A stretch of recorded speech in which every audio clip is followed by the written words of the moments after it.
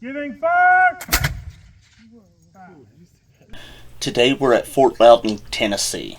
It is one of the oldest British forts on the western frontier. Built in 1756, it was built to garner support from the Cherokee during the French and Indian War.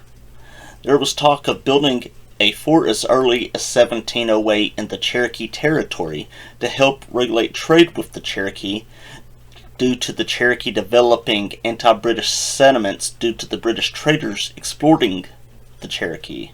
By the 1740s, support for the fort had increased considerably due to France having colonies along the Mississippi and Ohio tributaries and in New Orleans along the Gulf Coast.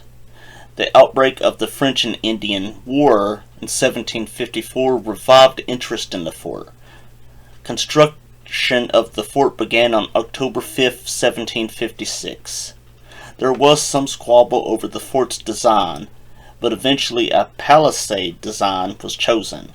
The walls of the palisade consisted of 15-foot upright logs, 8 feet of which extended from the ground at a 15-degree angle.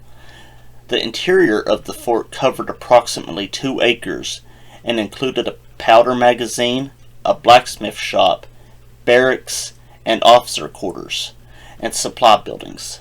The garrison built drains, troughs for salting meat, a meat house, and a charcoal pit for the blacksmith. The walls and bastion were completed by March 26, 1757. Life at the fort was generally routine. A changing of the guard took place several times per day. At night, 5 guard dogs roamed the fort's exterior. The fort's blacksmith spent much of his time mending Cherokee guns and tools. The garrison provided most of its own food through hunting, fishing, and farming. Some food was acquired from the Cherokee, and some soldiers had Cherokee wives. 60 women and children, dependents of the soldiers, lived in the fort. It was later attacked by the Cherokee, who laid siege to the fort in 1760 after 16 Cherokee chiefs were held prisoner then killed at Fort Prince George. The fort surrendered after 6 months when they ran out of supplies. After receiving news of the fort's capture, the French governor of Louisiana dispatched French ships into the interior in an attempt to occupy the fort, but the ships were unable to navigate up the Tennessee River. The Fort Loudoun Association launched the Fort Loudoun Restoration Project in September of 1935, with plans to reconstruct the fort based on historical and archaeological research. Excavation at the site began in February of 1936. The Fort Loudoun Association was one of several groups that opposed the Tennessee Valley Authority's proposed Tellico Dam at the mouth of the Little Tennessee River in the 1960s, as the fort would be flooded by the dam's reservoir. TVA eventually agreed to fund the raising of land and reconstruction of the fort on a site above the water level. Because the flooding would submerge known historical and prehistoric sites, including several Cherokee towns, the agency funded a survey and extensive archaeological excavations in the valley. The most extensive excavations were conducted from May 1975 through August of 1976.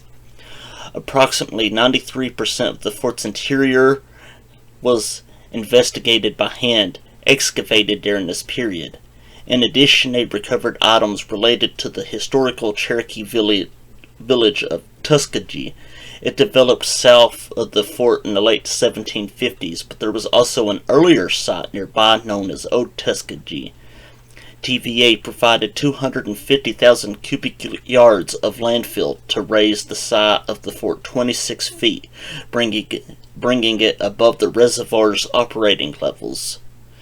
Care was taken to preserve the original terrain of the hill slope.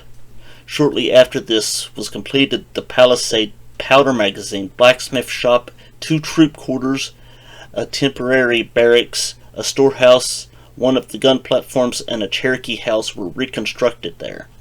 Artifacts from the excavation were placed on display inside the visitor center. The Fort Loudoun Association turned over ownership of the fort to the state in 1978 for establishment of a state park.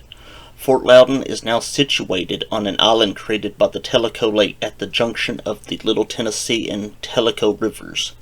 The park's visitor center, which stands adjacent to the fort, contains a small museum with a model of the fort and several artifacts from various excavations.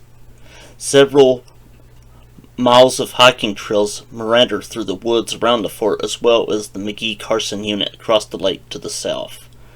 The site of the Tellico blockhouse is located across the Little Tennessee River to the east of Fort Loudoun.